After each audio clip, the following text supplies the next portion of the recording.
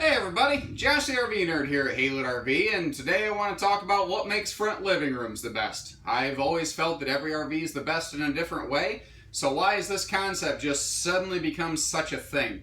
And it's funny, I have a lot of history in this business, even before I was actually working in it, and the Fleetwood Prowler was the only pseudo-successful front living room for many years. And a lot of brands had tried it, but it was just so much weight up front that a lot of trucks couldn't handle the payload. Well, times have changed. Trucks have changed, and new things are available. Case in point, we have the ability to have a beautiful front living room now. But to the point, what has made it so successful? I think it's because for people who spend extended times, who live in their RVs for extended periods, and I see a lot of those folks here at HaylettRV because living in Michigan, you know, the rule in Michigan is after you're 65, you're supposed to go to Florida in the winter. It's like a law or bylaw. I don't know. I haven't got old enough where I got to look into it, but it seems to be a trend.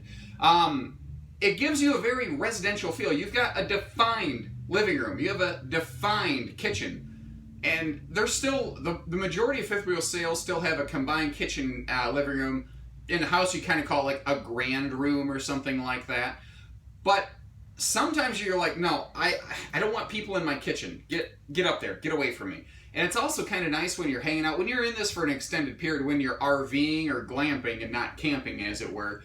It's nice to be able to sit there with your entertainment without having people walk back and forth in front of you the whole time. That gets kind of old and annoying pretty quickly because you're kind of doing this the whole time.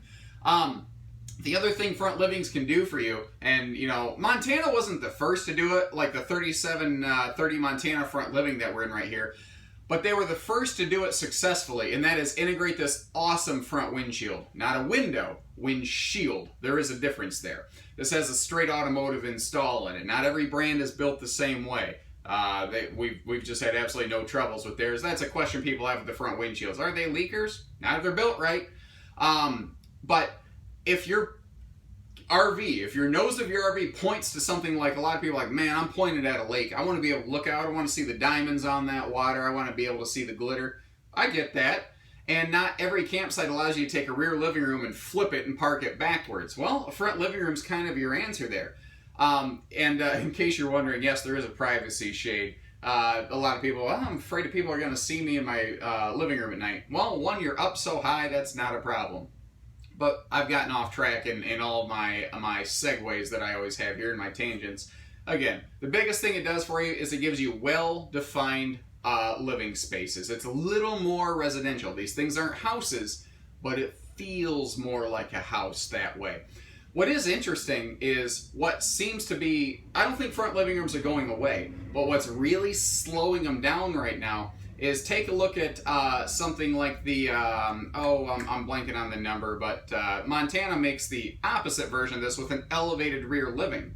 The only hiccup with a front living room is that since you only have one room upstairs, you have very limited outside storage.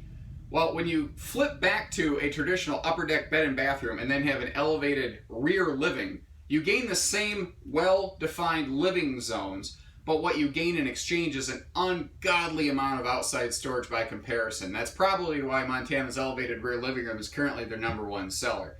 They've just absolutely knocked it out of the park. So, elevated front living, elevated rear living, they both kind of accomplish the same thing. I think the better answer just depends on what's your campsite look like. Or, just flat out, which one do you like better? If you're super duper tall, maybe you like having more headroom in the shower or the bedroom.